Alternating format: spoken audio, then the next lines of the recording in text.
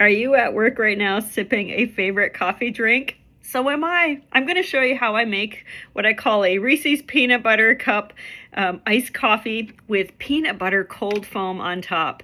Let's take a look. First, we start with the peanut butter cold foam. This is our electric milk frother. It's got a little whip in there. And I'm going to put the milk in first up to the bottom line. You can do low foam, no foam, high foam, and cold foam. We're gonna do the cold foam today. So I'm gonna add a little bit of vanilla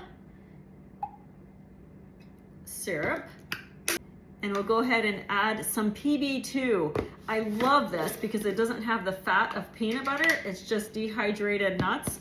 So a tablespoon is just about right. And this adds about 3 grams of protein to your coffee. That's not a bad thing. Cover it up. You're gonna push the top button until the blue cold foam light lights up and press the button. It takes about 1.5 minutes to get the cold foam. While my cold foam is being created, we're gonna decorate the glass. So you're gonna take a bottle of syrup. I like this Tirani dark chocolate syrup. Just tip your glass and squeeze. My bottle's almost empty. I'm gonna have to get some more. No problem. You don't need a lot. You're just trying to create garnish.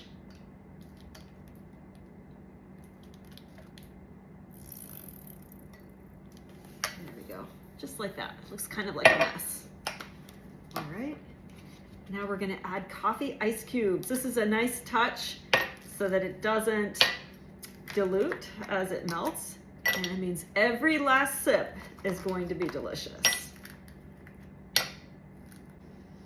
I've got cold brew here. This is so easy to make. You just take a cup of your grounds, 4 to 4.5 cups of water, and let it seep for 24 hours. That's how you make cold brew. Super easy to do.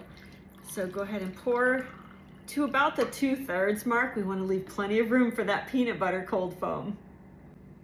Okay, our cold foam is done. Super delicious. Watch the colors in the glass.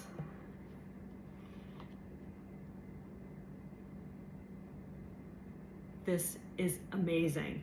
So check this out. As your foam starts to melt into your coffee, it reveals that pretty design that you have from the chocolate syrup. I think it's fun. It adds to the drama. If you like, add a little dusting of cinnamon and a straw. And there you go.